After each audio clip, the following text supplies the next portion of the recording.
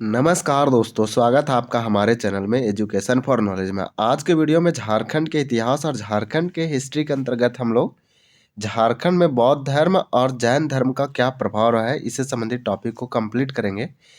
JPSC और JSSC जैसे topic में यहाँ से पूछे जाते हैं। कुछ ऐसे पुरातात्विक स्रोत हैं जिससे हमें ये पता चलता है कि झारखंड में बौद्ध धर्म और जैन धर्म का प्रभाव रहा है, तो ये हम लोग को जानना चाहिए। तो एग्जाम के पॉइंट ऑफ व्यू से इम्पोर्टेंट है और यहाँ पे 20 प्रश्न दिया गया है। तो जो भी हम लोग पढ़ें उसको प्रैक्टिस रिवीजन करेंगे और चीज़ों को साथ में याद करने रिमेंबर करने की कोशिश करेंगे। तो झारखंड में बौद्ध और जैन धर्म का प्रभाव क्या है, उससे संबंधित प्रश्नों को चलिए देखते हैं एक एक करके। ये झारखंड की हिस्ट्री के अंतर्गत क्वेश्चन डायरेक्टली पूछे जा सकते हैं।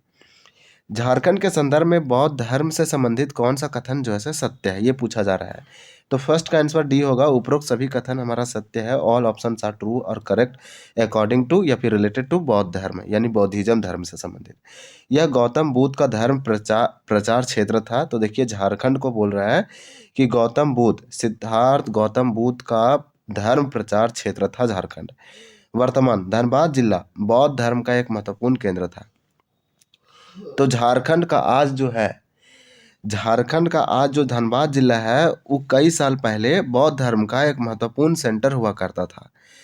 धनबाद के स्वर्ण रेखा नदी के तट पर स्थित दालसी यानी धनबाद और बोधपुर में अभी भी अनेक बौद्ध स्मारक बचे हुए हैं। तो हमें ये पता चलता है कि धनबाद का जो स्वर्ण रेखा नदी के तट पर यह कोस्टल एरिया, वहाँ पे दालसी यानी कि धनबाद और बोधपुर में अभी भी इसके ऐसे स्मारक बौद्ध से संबंधित रिमेन्स है, जिससे हमें ये पता चलता है कि झारखंड में ये वाला क्षेत्र में बौद्ध धर्म का बहुत ज़्यादा प्रभाव था।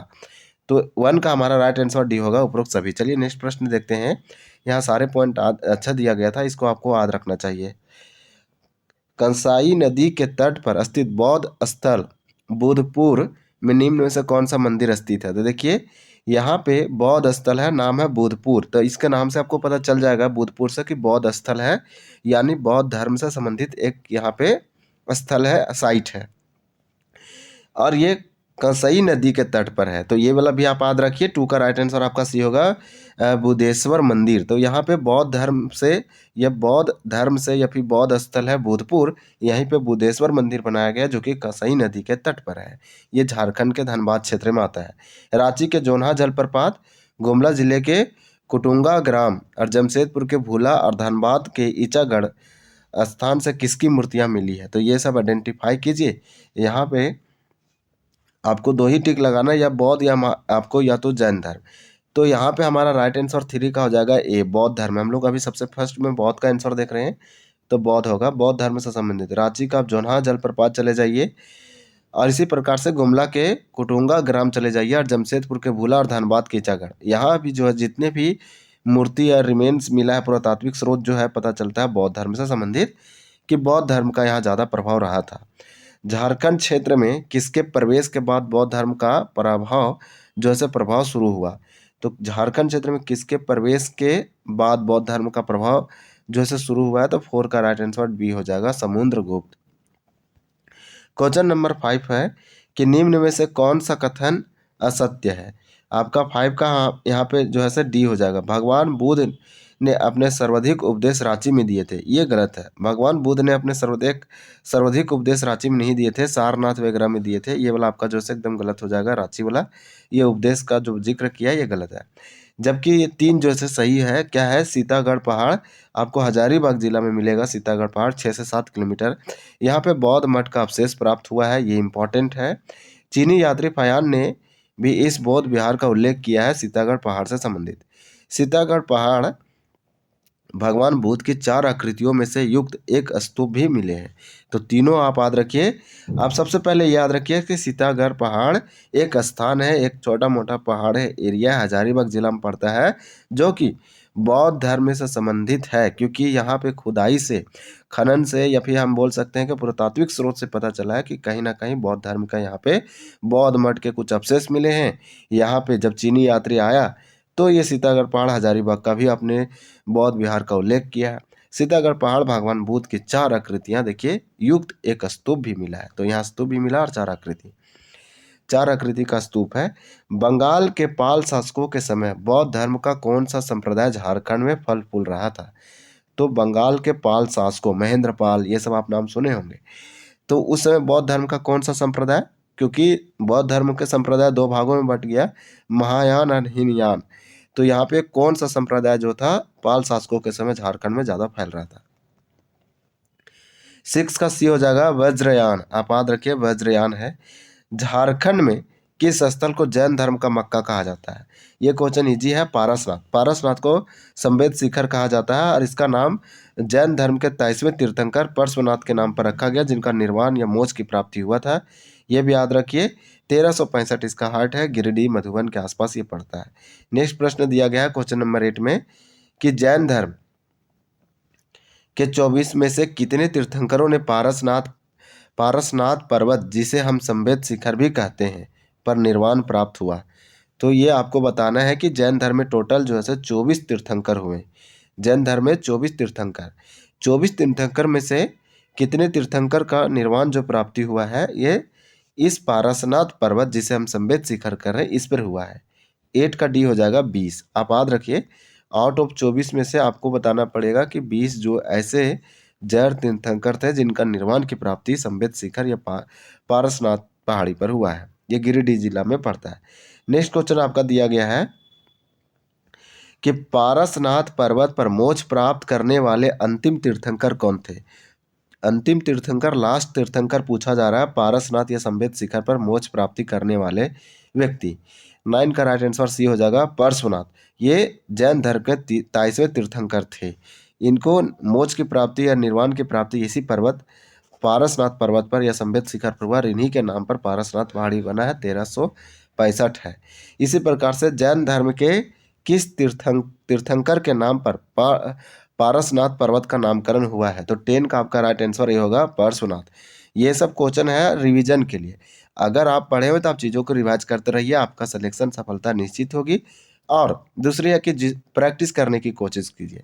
इसमें आंसर आप क्वेश्चन को आपको तो दिख रहा होगा ये सब, तो आप पहले ही क्वेश्चन को वीडियो को पॉज करके आप आंसर लगा सकते हैं, तो आपका प्रैक्टिस भी हो जाएगा। हाँ, ये क्वेश्चन हमको नहीं आ रहा है, ये क्वेश्चन हमको पढ़ना है। इसके बाद आप चीज़ों को जो आदनी है उसको आप रिमेंबर भी करने की कोशिश कीजिए किसी भी प्रकार से ट्रिक और टिप्स या निमोनिक बना के, तो लंबे समय तक आपको याद रहेगा, नहीं तो आप समझ के।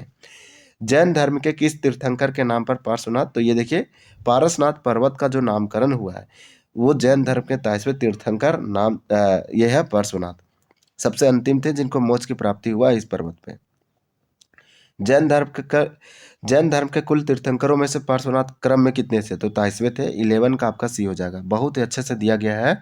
दूसरे बुक में आपको ये सब क्वेश्चन मिल सकता है, लेकिन आप रिवीजन कर लीजिए।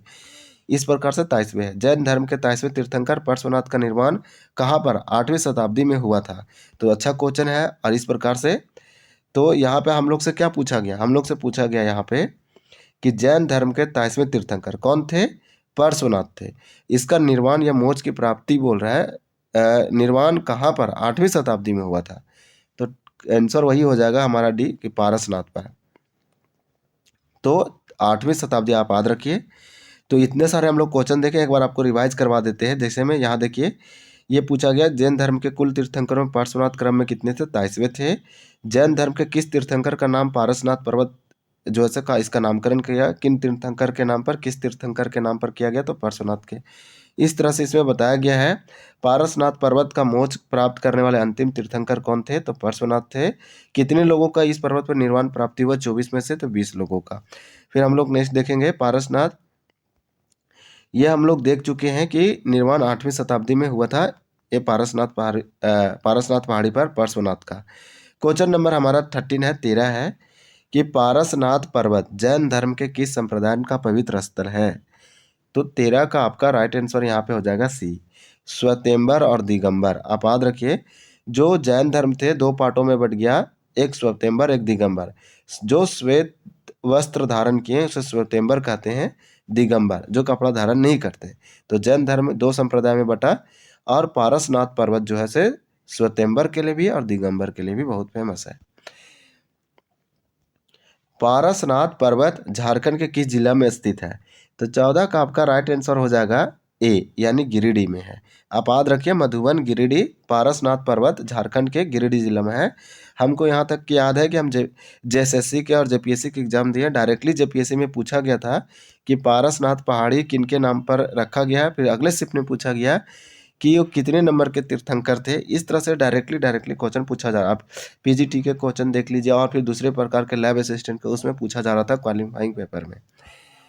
फिर नेक्स्ट देखेंगे तो पारसनाथ पर्वत झारखंड के किस जिला में है, तो हम लोग देख लें गिरिडीह।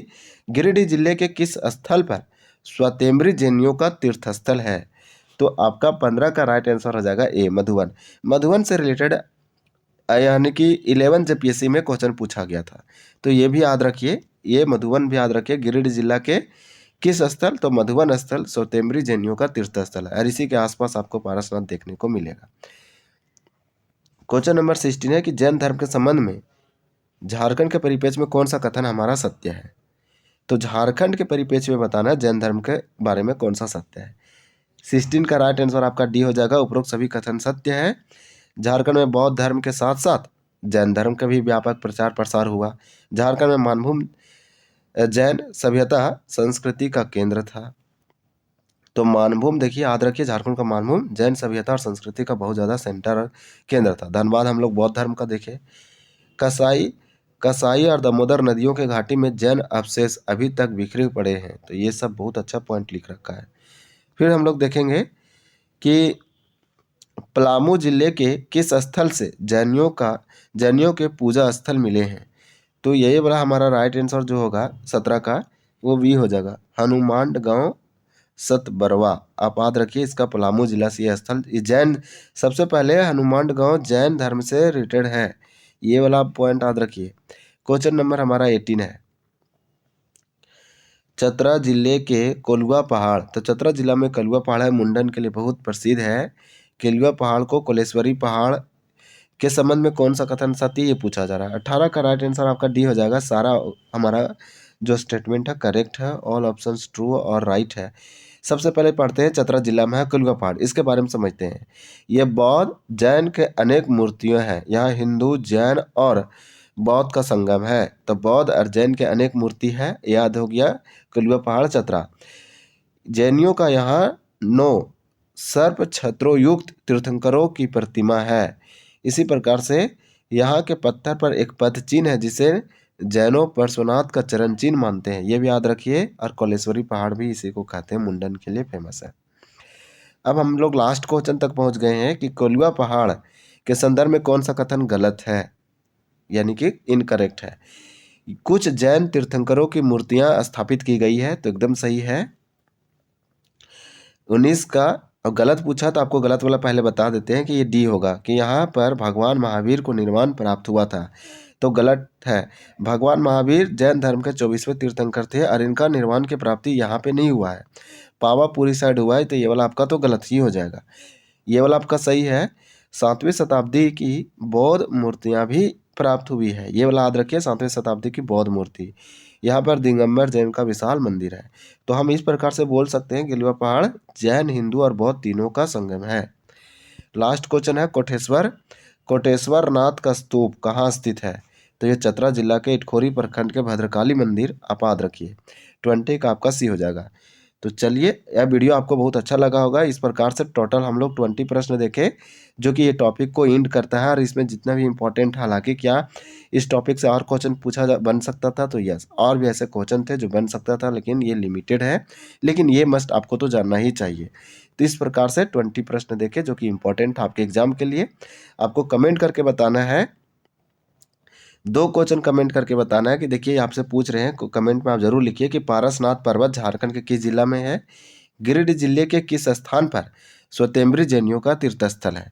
2 क्वेश्चन कमेंट करके बताइए। टॉपिक कंप्लीट हो गया। नेक्स्ट टॉपिक हम लोग जल्द लाएंगे। वीडियो देखने के लिए आपका बहुत बहुत धन्यवाद। जय हिंद।